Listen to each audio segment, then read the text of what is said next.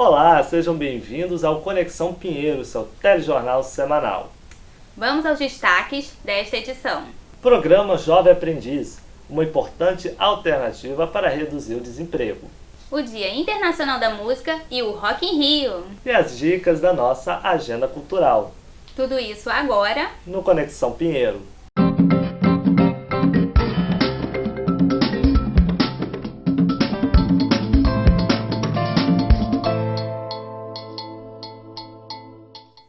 O desemprego no Brasil, para quem está na faixa etária entre 18 e 24 anos, reduziu no segundo trimestre de 2019 para 25,8%, de acordo com dados do IBGE. E um dos motivos que contribui para que esse grupo integre no mercado de trabalho é o programa Jovem Aprendiz. E sobre esse assunto, nós recebemos a psicóloga Luciana Miranda, que é especialista em gestão de recursos humanos. Seja muito bem-vinda, Luciana. Obrigada, boa noite. Então, apesar dessa redução, por que ainda é tão difícil para o jovem se integrar no mercado de trabalho? Então, José, o mercado está muito competitivo, né? Então, eu acredito que pela disputa hoje no mercado de trabalho, seja pela questão da idade, pela formação ou experiência, ele está muito disputado. Isso faz com que para o jovem isso se torne cada vez mais difícil. Porque você tem pessoas com outras idades e experiências que concorram junto com você no mercado de trabalho. Por isso, eu entendo que a lei da aprendizagem é tão importante para que o jovem consiga se inserir, mesmo com todas as dificuldades que o nosso país tem enfrentado nos últimos anos, né? Pois é. Então, como é que o jovem ele faz para participar desse programa? Então, primeiro, acho que a primeira questão mais importante, ele está dentro dos critérios exigidos de uma forma legal, que seja estar entre 14 e 24 anos, né? Está cursando, seja fundamental ou ensino médio, até o seu período de conclusão. Ele, em momento algum, pode ter esses estudos interrompidos.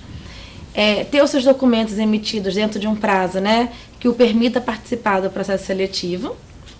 E eu acho que a questão diferencial, ele está antenado com o mercado. Eu acho que a internet é um aliado do jovem, mas ele tem que fazer que isso seja um aliado para ele, né?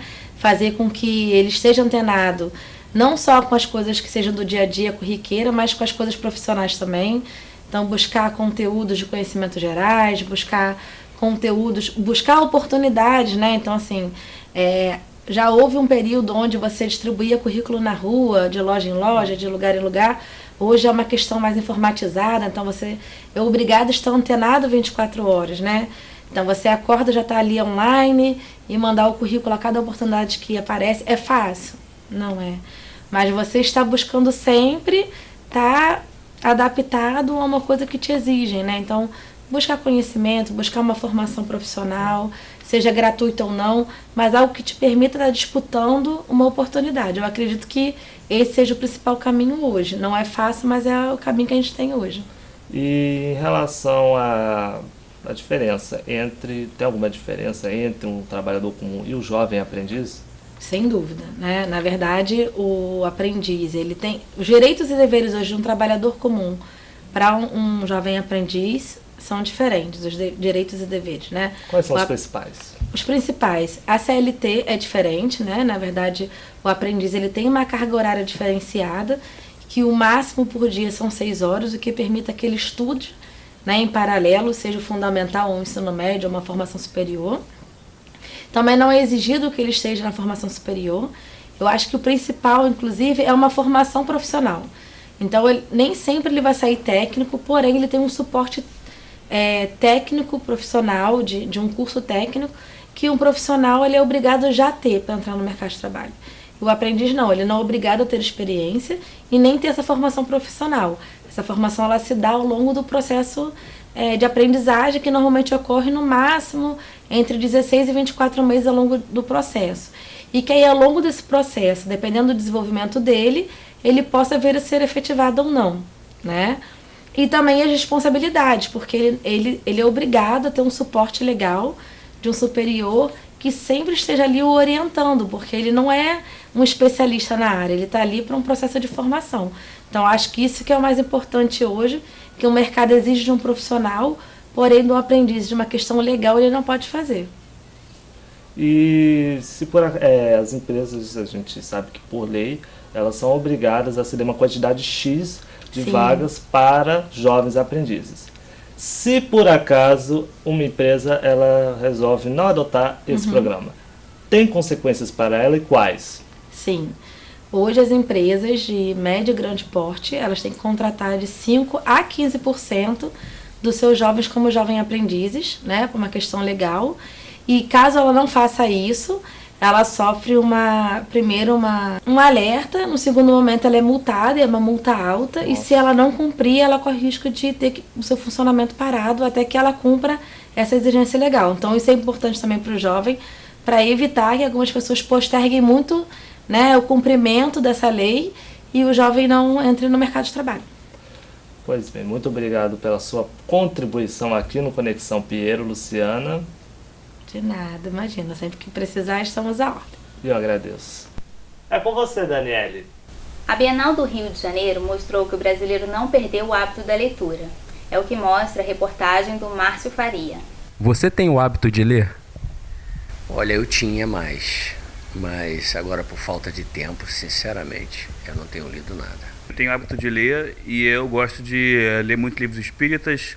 Eu estou lendo um livro chamado É Isso Que Eu Faço, de uma jornalista, fotojornalista, e eu gosto de ler livros assim. Importante para a boa comunicação e o desenvolvimento da escrita, a leitura amplia os conhecimentos. Uma pesquisa feita pelo Instituto ProLivro aponta que, em média, 30% dos brasileiros nunca compraram livros. Por outro lado, 44% dos entrevistados disseram possuir o hábito da leitura. Mantendo o hábito de leitura, a gente consegue ter visões de mundo diferentes, não só as que a gente tem contato com quem a gente está conversando todo dia, mas visões, de repente, de outros lugares, de outras partes do país que você mora, mas de outras partes do mundo também. A professora Claudine dá uma dica para quem quer ler mais e melhor. Lê pelo menos um pouquinho por dia. E se não dá para ler aquilo que você gostaria de literatura, de ficção, lê um jornal, lê uma revista, lê o que você tiver à mão, para não perder esse contato. A 19ª Bienal Internacional do Livro, no Rio de Janeiro, vendeu mais de 4 milhões de livros dos 5 milhões e 500 mil disponíveis e teve 600 mil visitantes em 10 dias de evento. O evento foi marcado pela polêmica envolvendo o prefeito Marcelo Crivella, que determinou que o livro Vingadores, Cruzada das Crianças, fosse recolhido por conter conteúdo homoafetivo. O dia em que o prefeito da cidade do Rio de Janeiro decidiu, por um devaneio, por uma loucura dele, que um beijo entre dois homens deve ser enquadrado como pornografia. A medida gerou protestos e a organização do evento se recusou a cumprir a determinação. Além disso, todos os exemplares disponíveis de Vingadores ficaram esgotados na Bienal e os livros do mesmo segmento tiveram um aumento nas vendas. A bibliotecária Raquel Matos gostou da riqueza do acervo voltado para o público infantil, mas teve dificuldade de encontrar livros para a sua área. Livros técnicos, livros assim que eu estava já procurando e eu não encontrei, como eu já tinha encontrado em outras bienais, outros anos que eu fui. A professora Claudine fala que os eventos como a Bienal do Livro são importantes por divulgar literaturas e textos escritos para quem não possui acesso. De repente nunca tiveram interesse, nem sabem que elas podem ter essa oportunidade, elas passam a pensar nisso, se interessam em ir, veem que o acesso pode ser mais fácil do que elas pensavam antes. Depois do intervalo, os benefícios que a música traz no nosso dia a dia. E as democracias estão em crise no mundo atual? Conexão Pinheiro volta já.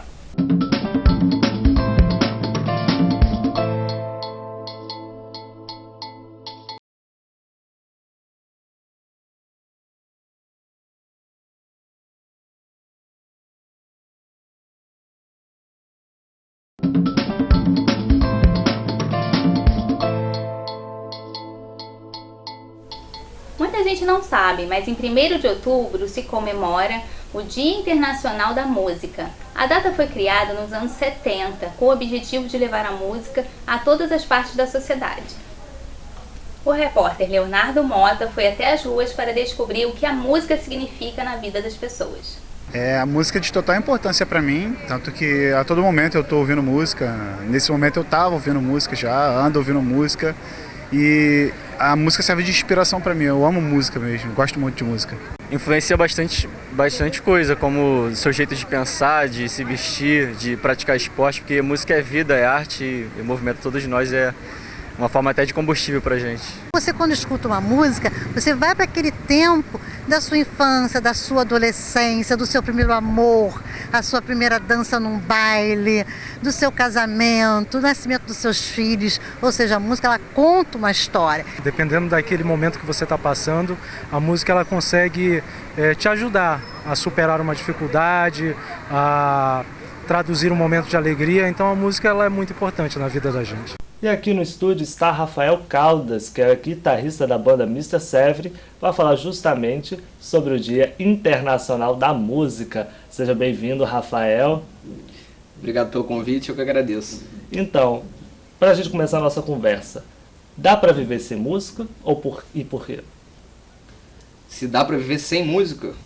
Na minha opinião, não. Porque música é emoção, né? Expressão, enfim. Eu acho que o ser humano não conseguiria viver sem música, né? E em relação a você ser guitarrista hoje, trabalhar com isso, que tipo de conhecimento específico você precisou adquirir para trabalhar com música? Basicamente estudar bastante. Comecei com violão e, enfim, estudar bastante e ter que ter um pouco de coragem também para botar cara e tal, para tocar. Quando você aprendeu a tocar guitarra? Guitarra foi mais ou menos com uns 15 anos, se eu não me engano. Eu comecei a tocar violão com uns 13 anos, mais ou menos, 12 para 13 anos. Aí com uns 15 anos eu ganhei minha primeira guitarra. Mas assim, é meio que a mesma coisa. Na real a guitarra é até mais fácil que o violão, que o braço é menor, então é mais fácil, assim, é menos complicado. E para a criança e para o jovem que sonha em trabalhar e viver com música como você faz, que conselho você poderia dar? Estude muito, porque o Brasil, o Rio de Janeiro, é cheio de músico muito competente. As suas apresentações, você se apresenta na rua com a banda Mr. Sevre. Quem passa na rua e quiser entrar em contato com vocês, como é que ela faz para contratar shows, enfim? Normalmente a gente tem cartão, um cartãozinho que fica perto do caixinha, que todo mundo pode pegar. No momento a gente está sem, a gente está para mandar fazer mais, mas assim, a gente tem Instagram, Facebook, tem jogar no Google, acho, assim, mas pelo Instagram e pelo Facebook, adicionando, mandando mensagem, a gente já está em contato direto. E vocês que se apresentam no metrô, no caso na saída do metrô, como vocês acham que impactam a vida das pessoas que passam por lá, que param para ver a apresentação da banda, ou as pessoas que vão a algum show de vocês, como vocês acham, justamente para falar desse dia da música? Eu acho que assim, contando um pouquinho antes, eu tinha uma banda antes dessa, que era de músicas autorais também, enfim, a gente se apresentava em casas de show e tal, e assim, foi muito difícil porque por conta de grana, assim, não estava dando retorno financeiro. E aí, assim, meio que pra mim acabou assim, o romantismo com a música por um tempo, assim, né? Aí eu chamei esses meus amigos pra gente tocar na rua justamente pra ser pragmático, assim, pra tocar na rua, botar o caixinha, ganhar dinheiro. E assim, o romantismo voltou na hora, porque assim, você não cruza com pessoas, as pessoas passam no seu show, pessoas que nunca iriam, por exemplo, tem gente que nunca escutou rock, assim, que fala pra gente que nunca tinha ouvido uma banda de rock tocar. E assim, é um público, a maior parte um público que não iria pagar pra ir no seu show. Primeiro por não te conhecer, segundo porque não vai, sabe? Não vai em show. Então assim, eu acho que é muito... O nosso trabalho tem um retorno assim... emocional mesmo, porque assim, muita gente passa, fala que o dia estava muito ruim, que parou, escutou um pouco e melhorou o dia, entendeu? Tem gente que como a nossa banda não tem cantor, tem muita gente que pergunta se tá precisando de cantor também. Enfim, é muito legal, assim, ver o que a gente causa. A gente causa também um pouco de raiva em algumas pessoas que não gostam de rock, assim. Mas para uma pessoa que reclama, 5 gostam e, enfim, é bem legal o retorno, assim. Obrigado, Rafael Caldas. Muito sucesso para você e para sua banda, nos seus projetos. Valeu, eu que agradeço. E é nesse ritmo que nós vamos para o próximo assunto, ainda sobre música. O Rock in Rio está a todo vapor. Até domingo tem muitas atrações espalhadas pelos palcos da cidade do rock. Há 34 anos, o Rock in Rio surgiu de uma ideia ambiciosa para se tornar um dos principais festivais de música no mundo. A primeira edição, em 1985, foi um acontecimento na cena cultural do Rio de Janeiro. Naquele ano, o festival trouxe a banda Queen, do lendário vocalista Freddie Mercury, que comandou o coral formado pelo público, entoando a canção Love My Life, um momento histórico.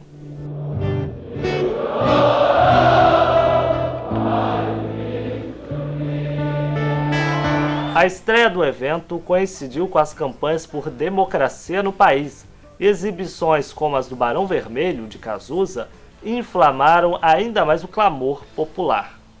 O festival ainda teve outras 2 edições no Rio, em 1991 e 2001, antes de ser exportado para cidades europeias como Lisboa e Madrid.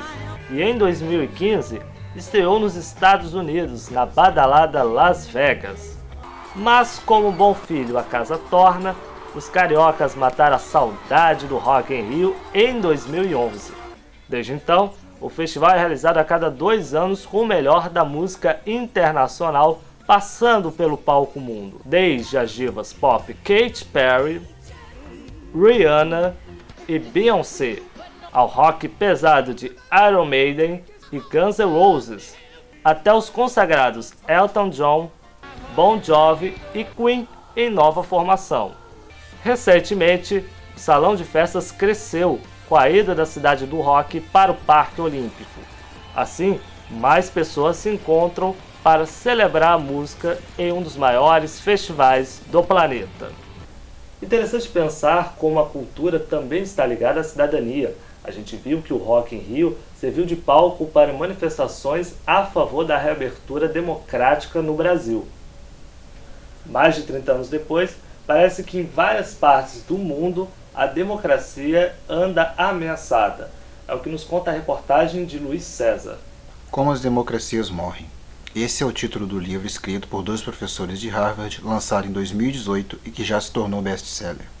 Na obra, os autores discutem a ascensão do autoritarismo em diversos países do globo a partir dos Estados Unidos. Lá, a eleição de Donald Trump significou o endurecimento da política externa e de uma política antimigratória, que inclui violação de direitos humanos e a promessa da construção de um muro na fronteira com o México. Tudo isso em meio a ataques à imprensa livre, acusada pelo presidente de espalhar fake news contra ele. O caso americano é interessante porque, ao contrário de países em que houve um golpe violento, a escalada do autoritarismo se deu também por meio das urnas, diferentemente da China, por exemplo, onde não se pode dizer que há um Estado democrático de direito. Sob a presidência de Xi Jinping, atualmente o país de 1 bilhão de pessoas nunca atravessou um período de crescimento tão contínuo como nos últimos anos. No entanto, o progresso convive com condições de trabalho análogas à escravidão e o uso excessivo da força policial, como a utilizada para conter os protestos em Hong Kong, território semi-autônomo chinês.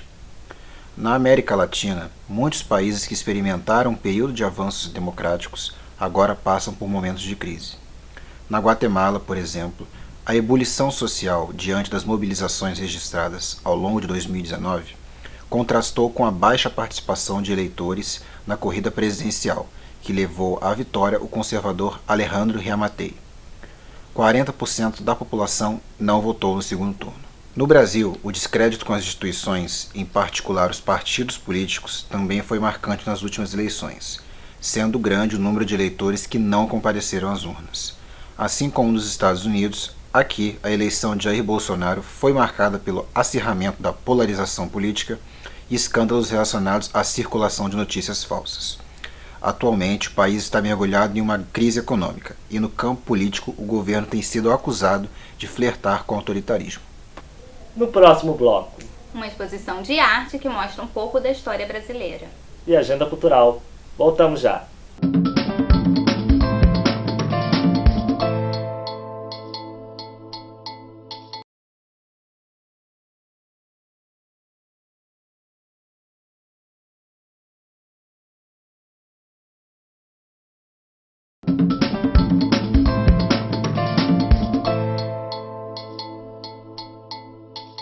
Se divertir é muito bom e não é por falta de opções que você vai ficar em casa, né? Confira agora algumas sugestões de eventos na cidade para todos os públicos.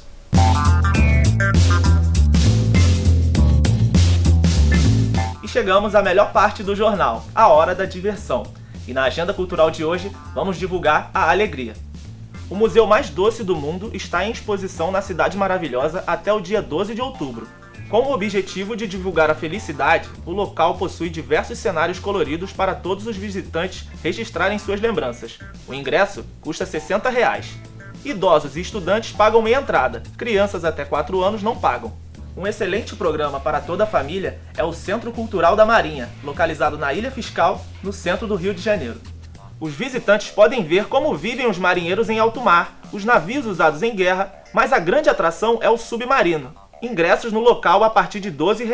Estudantes e idosos pagam meia entrada. E para quem gosta de boa música, o Teatro Sesc Ginásio recebe todas as terças grandes nomes da música contemporânea a preços populares. O valor da entrada do Som do Sesc é de R$ 30 e para membros R$ 7,50. Levando 1 quilo de alimento não perecível, você ganha meia entrada. O Som do Sesc fica na Avenida Graça Aranha, número 187, centro do Rio, com ingressos no local. E a nossa agenda cultural fica por aqui. Semana que vem tem mais. Até a próxima. Tchau! Há quanto tempo você não visita um museu? Eu vou te mostrar agora as diferentes exposições históricas e culturais do Museu do Mar, Museu de Arte do Rio de Janeiro. O Rio dos Navegantes traz a história de personagens que chegaram à costa brasileira desde o século XVI. Também são exibidas réplicas de animais marinhos e terrestres que ocupavam o solo brasileiro desde aquela época. O visitante também pode conhecer outra exposição bastante atrativa, o Fluxo. No primeiro espaço audiovisual, o objetivo é que os visitantes explorem os movimentos do corpo pela imagem e sons da natureza, como chuva, floresta e cascata. As exposições ficam até março de 2020. O Conexão Pinheiro fica por aqui. Semana que vem tem mais. Até a próxima! A TV Pinheiro também está no YouTube. Basta acessar o canal da Faculdade Pinheiro Guimarães. Obrigada pela sua atenção e até a próxima!